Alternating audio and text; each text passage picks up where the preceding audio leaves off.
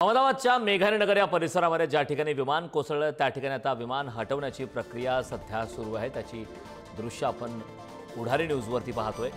अपघातग्रस्त विमानाचा भाग हटवणं आता सध्या सुरू आहे। अहमदाबाद जवळ असलेल्या मेघानीनगर जे अहमदाबादपासून 10 ते 12 किलोमीटर अंतरावरती आहे त्या ठिकाणी हा भीषण असा अपघात झाला होता आणि त्या ठिकाणची ही लाईव्ह दृश्य आपण पुढारी न्यूजवरती पाहतोय। ज्या ठिकाणी आता अपघातग्रस्त विमानाचा भाग हटवण्याची प्रक्रिया सध्या सुरू आहे। त्याची प्रत्येक अपडेट आपण पाहतोय। अहमदाबादच्या मेघानीनगर परिसरात खरं तर एअर इंडियाचं एक प्रवासी विमान कोसळलं होतं। रहिवाशी भागात हे विमान कोसळलं त्यामुळे मोठा धोका निर्माण झाला। मृतांचा आकडा तब्बल 274च्या वर इथपर्यंत पोहोचला। ही धक्कादायक अशी आकडेवारी या ठिकाणी समोर आहे। त्यामुळे तब्बल 242 प्रवासी हे प्रवास करत होते। एका प्रवाशाचा मात्र सुदैवाने जीव वाचला। इतर 241 प्रवाशांचा या विमान अपघातामध्ये मृत्यू झाला आहे। मात्र ज्या ठिकाणी विमान कोसळलं ते अहमदाबाद जवळील मेघानीनगर परिसर हे रहिवाशी भाग आहे। त्या ठिकाणी आता विमानाचा जो भाग आहे ती हटवण्याची प्रक्रिया सध्या सुरू आहे। त्याची प्रत्येक अपडेट आपण पाहतोय। धक्कादायक अशी घटना घडली। खरं तर संपूर्ण देश या घटनेनंतर हळहळला। तब्बल 274च्या वर या ठिकाणी मृतांचा आकडा जातो। अतिशय धक्कादायक अशी ही घटना घडलेली आहे आणि त्यानंतर आता अपघातग्रस्त विमानाचा भाग हटवण्याचं सध्या सुरू आहे।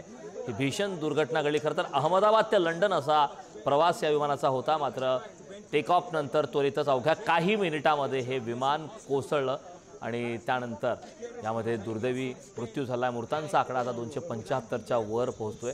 एअर इंडियाचं विमान कोसळलं त्यामध्ये तब्बल 242 प्रवासी हे प्रवास करत होते। सुदैवाने एका प्रवाशाचा मात्र यामध्ये जीव वाचला। या घटनेचा थरकाप उडवणारा काळजाचा थरकाप उडवेल अशा प्रकारचे व्हिडिओ सुद्धा समोर आले। ही मोठी दुर्घटना घडली। यानंतर केवळ गुजरातच नव्हे तर देशभरातून या घटनेनंतर हळहळ व्यक्त करण्यात आली। रहिवाशी भागात हे विमान कोसळलं यामुळे मोठं नुकसान झालं। या संदर्भात ताजे अपडेट देण्यासाठी आपले प्रतिनिधी सुशांत सावंत आपल्यासोबत जोडले। सुशांत, आपण पाहतोय अपघातग्रस्त विमानाचा भाग हटवण्याची प्रक्रिया सध्या सुरू आहे। काय ताजे अपडेट आहेत? किती कालावधी लागू शकतो हे विमानाचा भाग हटवण्यासाठी?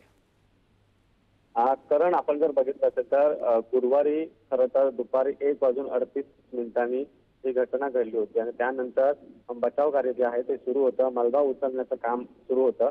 मात्र ज्या हॉस्टेलला हे विमान कोसळलं ज्या हॉस्टेलवर त्या हॉस्टेलच्या इथे विमानाचा मागील भाग जो आहे तो अडकून होता। ते आता मागील भाग विमानाचा काढण्याचा काम जे आहे ते सुरू आहे।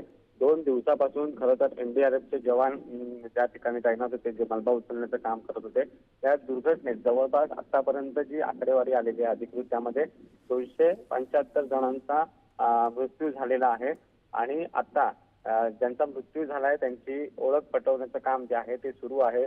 त्यांच्या नातेवाईकांची DNA टेस्ट जी आहे ती तपासली जात आहे आणि मृत जे आहेत आतापर्यंतची माहिती मिळते त्यानुसार 9 मृतदेह हातात दिलेले आहेत, नातेवाईकांकडे सुपूर्द केलेले आहेत। मात्र जो मलबा आहे त्या मलब्याखाली कोणी अडकलंय का याची देखील माहिती घेतली जाते। मात्र आता क्रेनच्या सहाय्याने खरं तर विमानाचा मागील भाग जो अडकला होता ते काढण्याचे प्रयत्न आता सुरू झालेले आहेत। करण, नक्कीच सुशांत, खूप खूप धन्यवाद या महत्त्वपूर्ण अशा माहितीसाठी।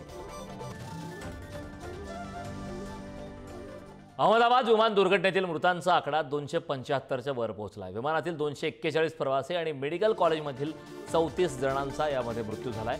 विमान दुर्घटनेत महाराष्ट्रातील बळींची संख्या मात्र 17 वर पोहोचली। पुढारी न्यूजची टीम अहमदाबादमध्ये दाखल झालेली आहे। विमानातील 241 प्रवासी आणि इतर मात्र त्या मेडिकल कॉलेजमधील व्यक्ती होते त्यांचा मृत्यू झाला आहे। विमान दुर्घटनेतील बळींची संख्या तब्बल 275च्या वर पोहोचली आहे। पुढारी न्यूजची टीम अहमदाबादमध्ये पोहोचली।